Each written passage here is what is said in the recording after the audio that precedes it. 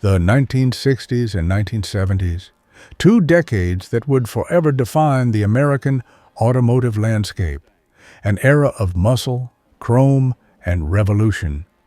A time when a car wasn't just transportation, it was a statement of who you were, where you came from, and where you were going.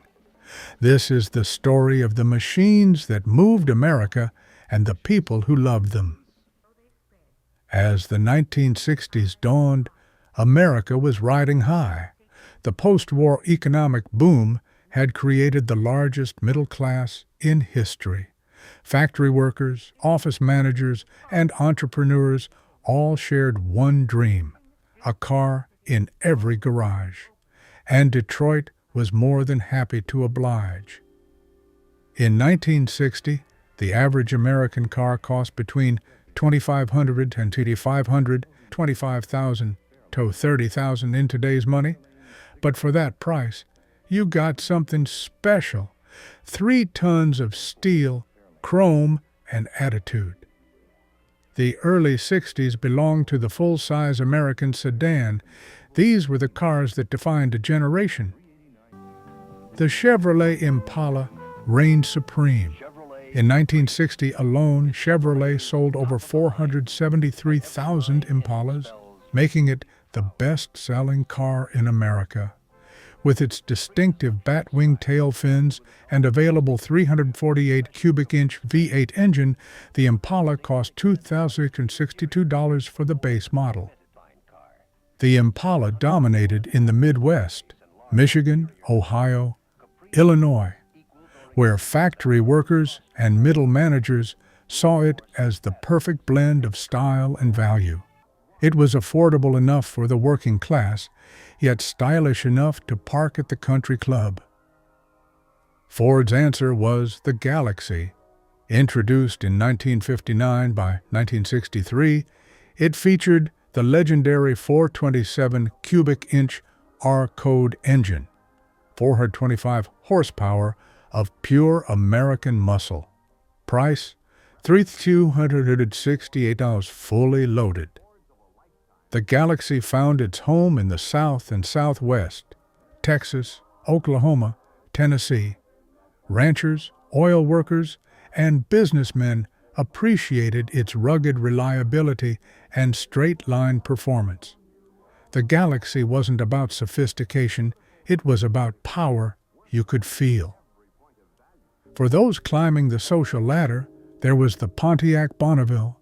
At $3,490, it was positioned as an affordable luxury car. Wide track styling, split grille, and an interior that rivaled Cadillac. Popular in California and the Pacific Northwest, the Bonneville attracted young professionals, doctors, and lawyers. People who wanted luxury but weren't ready for the pretension of a Cadillac. It said, "I've made it, but I'm still approachable." But not everyone wanted or could afford 3 tons of Detroit iron. The early 1960s saw the rise of the American compact car, a response to the growing popularity of European imports. General Motors' bold experiment, the Corvair, rear-engine, air-cooled, and utterly unique. Base price, $2,038. Popular among intellectuals, college professors, and urban dwellers, particularly in New England and the mid-Atlantic states. The Corvair was the thinking person's car. Until Ralph Nader's 1965 book, Unsafe at Any Speed, destroyed its reputation, calling it dangerous and poorly engineered. Ford took a more conservative approach with the Falcon. Simple, reliable, economical. Starting at just $1,112, it became the car of first-time buyers, young families, and budget-conscious consumers. The Falcon dominated in rural areas and smaller cities across the Great Plains, Kansas, Nebraska, Iowa. Farmers' daughters drove them to town. Salesmen racked up miles on country roads. It was honest, unpretentious transportation. Chrysler's entry was the Valiant, with its distinctive styling and bulletproof slant-six engine. Price, $2,050. The Valiant found favor in the Northeast and among practical-minded buyers who valued engineering over flash. Accountants, teachers, and civil servants, people who did the math and realized the Valiant would run for 200,000 miles with basic maintenance. 1964, the year everything changed.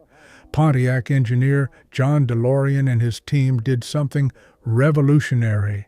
They took a mid-size car, the Tempest, and stuffed a big block V8 under the hood.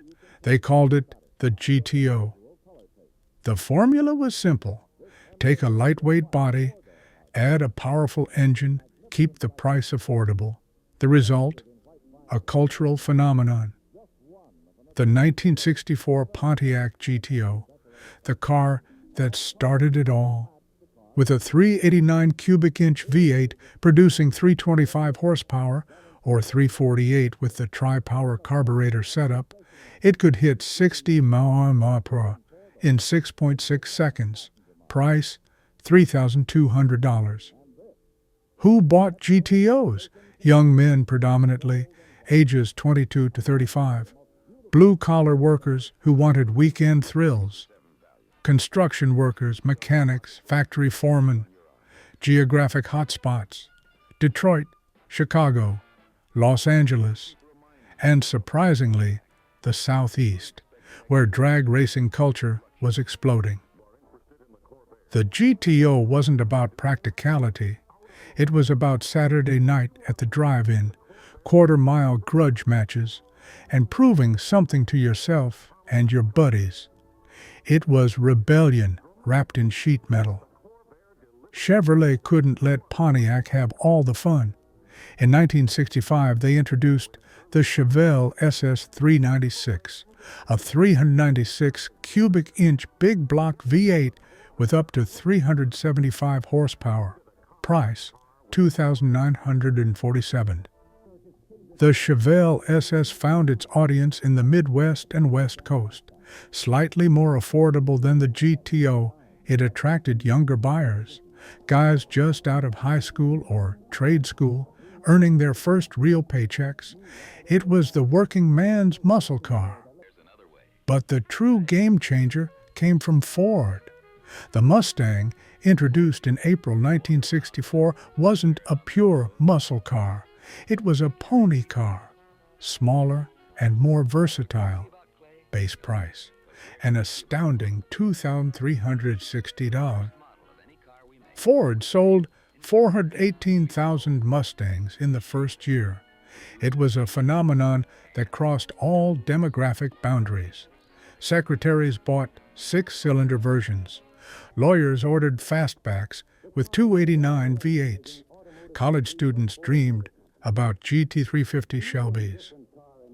Geographic distribution was nearly universal, but the Mustang particularly dominated in California, where it became synonymous with youth culture, beach towns, and the promise of freedom. Steve McQueen drove one in Bullitt. That's all you need to know. Chrysler entered the fray with the Dodge Charger in 1966, aggressive styling, hidden headlights, and a range of engines from the 318 V8 to the legendary 426 Hemi. Prices ranged from $3,122 to over $3,122 to over $3,122 to over $4,000 for a Hemi-equipped model. The Charger attracted a slightly older, more established crowd. Small business owners, successful tradesmen, middle managers, popular in the South and Southwest, Texas, Arizona, Southern California. These were men who'd made it and wanted everyone to know. Plymouth took a different approach in 1968 with the Roadrunner. Strip away the luxury, keep the performance, slash the price. A 383 cubic inch V8 in a basic package for just $2,896. The Roadrunner was the ultimate blue-collar muscle car. Factory workers, truck drivers, construction crews, guys who spent their days doing hard physical labor and wanted something that reflected that toughness. Hugely popular in industrial areas: Pittsburgh, Cleveland, Buffalo, Detroit. 1970 marked the absolute zenith of the muscle car era. Horsepower ratings reached absurd levels.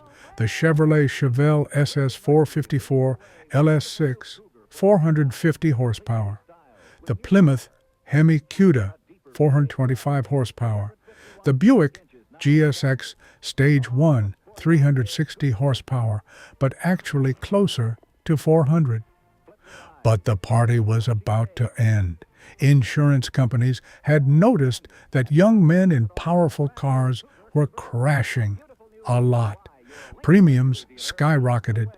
A 22-year-old trying to insure a 1970 Hemi Cuda could pay $1,000 annually, nearly half the car's purchase price. The muscle car was pricing itself out of existence. While young men were burning rubber, America's elite were pursuing a different kind of automotive excellence, luxury. The Cadillac DeVille represented the pinnacle of American success. In 1965, a DeVille cost $5,048, nearly twice the price of a Chevrolet Impala. But what you got was unmatched: a 429 cubic inch V8, plush leather, power everything, and most importantly, prestige. Cadillacs dominated in affluent suburbs: Westchester County, New York; Grosse Pointe, Michigan; Beverly Hills, California. Doctors, lawyers, executives, successful entrepreneurs. The DeVille said, "I've arrived." The Eldorado, introduced in 1967 with front-wheel drive, pushed prices to $6,277. It was for those who wanted to stand out even among Cadillac owners. Ford's Lincoln Continental took a different approach: understated elegance. The Suicide Door Continental, 1961 to 1969, was a masterpiece of design. Price, $6,067 in 1961.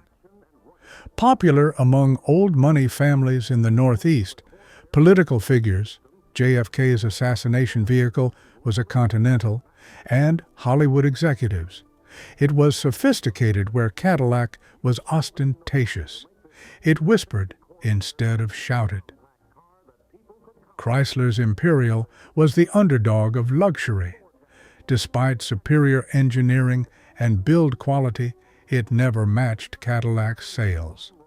Prices ranged from $5,581 to over $5,581 to over $5,581 to over $6,500. The Imperial found its niche among contrarians, successful people who rejected mainstream choices, engineers, architects, and academics who appreciated its technical sophistication, scattered distribution, but notable presence in the Pacific Northwest and Upper Midwest. The late 1960s and early 1970s saw the rise of a new category: the personal luxury car. Smaller than traditional luxury sedans, sportier, and aimed at successful individuals rather than families. The Thunderbird had started as a two-seater sports car in 1955, but by the 1960s it had evolved into a luxurious personal coupe. The 1964 to 1966 Bullet Bird featured distinctive styling and a 390 cubic inch V8. Price, $4,486.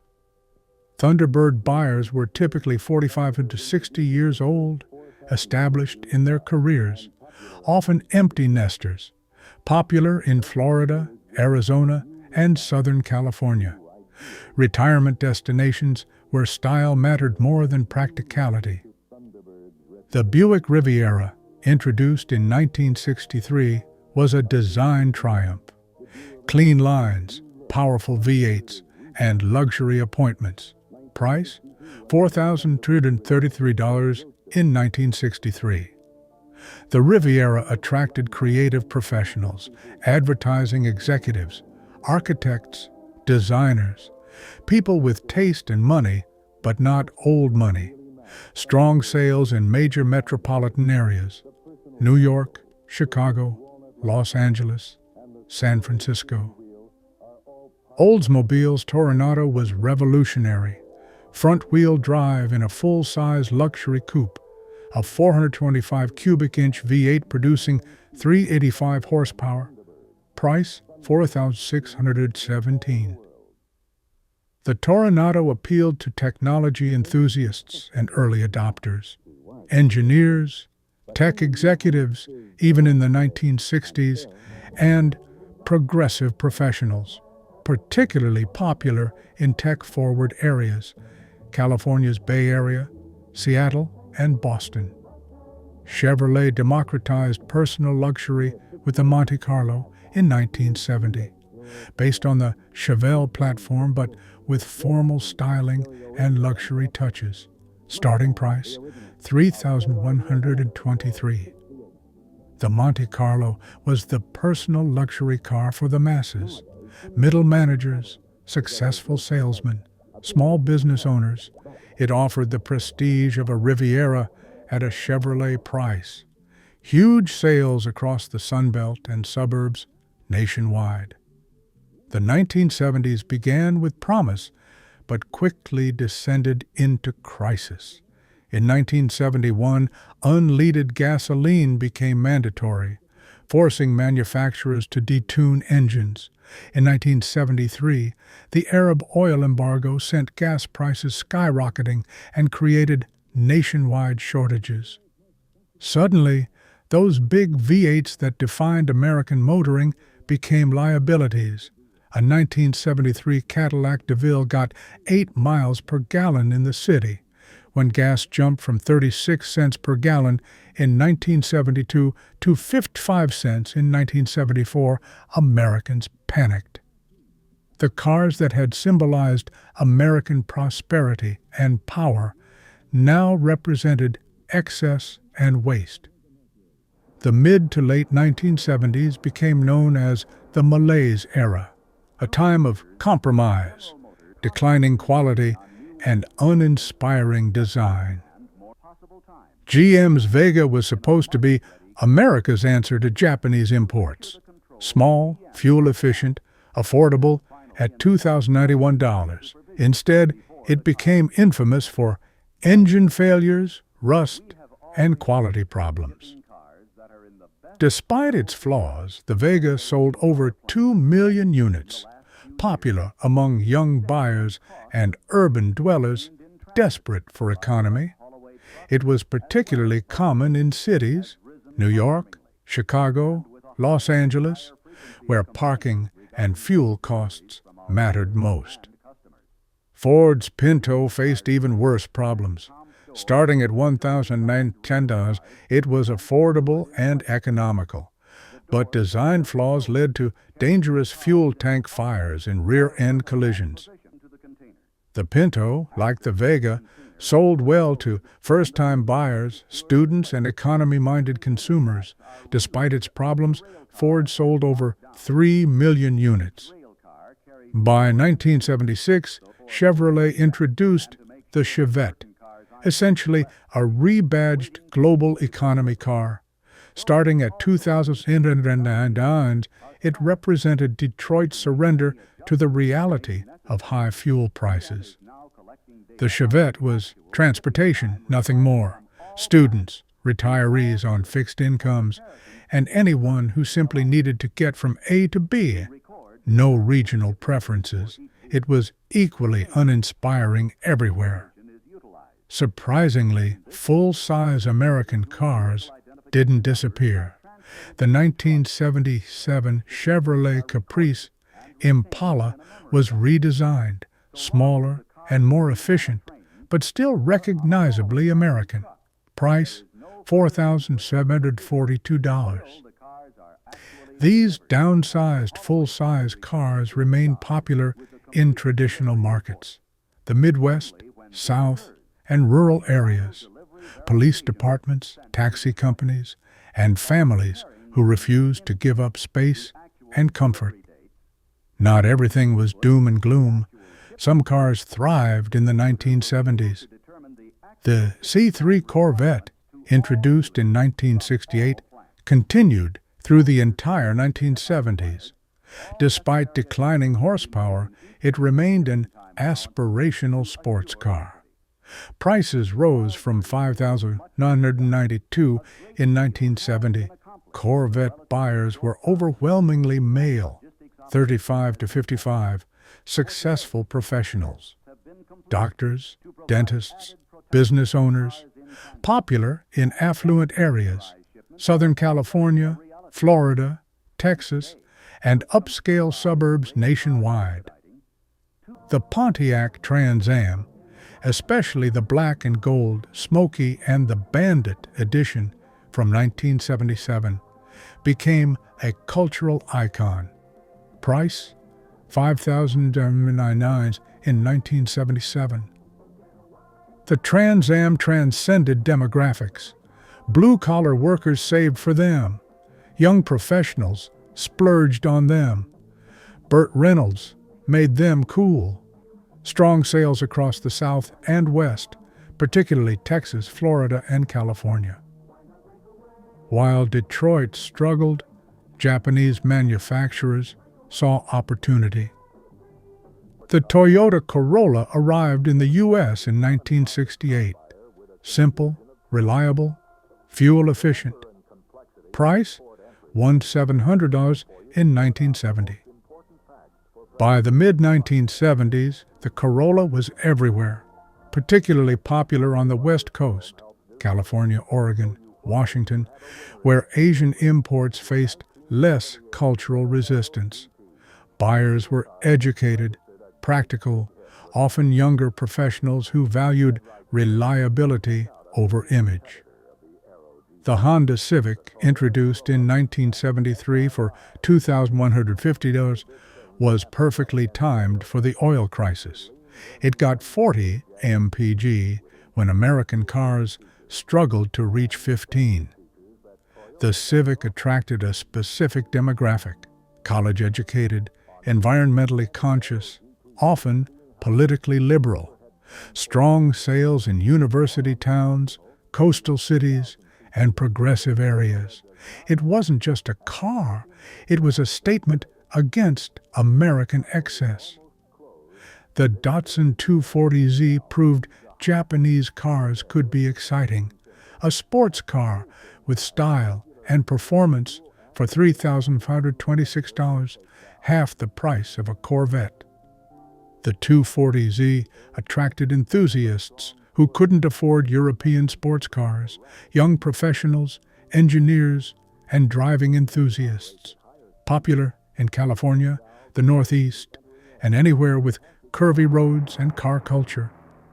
German manufacturers carved out their own niche. The VW Beetle had been in America since the 1950s, but the 1970s were its peak years. Price? Around $2,500. Beetle buyers were counterculture icons, hippies, students, artists, and anyone who rejected mainstream American values. Ubiquitous in college towns, San Francisco, Vermont, and anywhere alternative culture thrived. The BMW 2002 introduced Americans to the concept of the sports sedan. Price, $3,500, $4,000. BMW buyers were affluent, educated, and enthusiastic about driving. Lawyers, doctors, professors who wanted performance with sophistication. Strong presence in major metropolitan areas: New York, Boston, San Francisco, Seattle. The 1960s and 1970s were 2 decades of incredible contrast. The 60s began with optimism and excess, massive cars, powerful engines, and limitless possibilities. The 70s ended with uncertainty, oil crises, quality problems, and foreign competition. But these weren't just cars. They were reflections of who we were and who we wanted to be.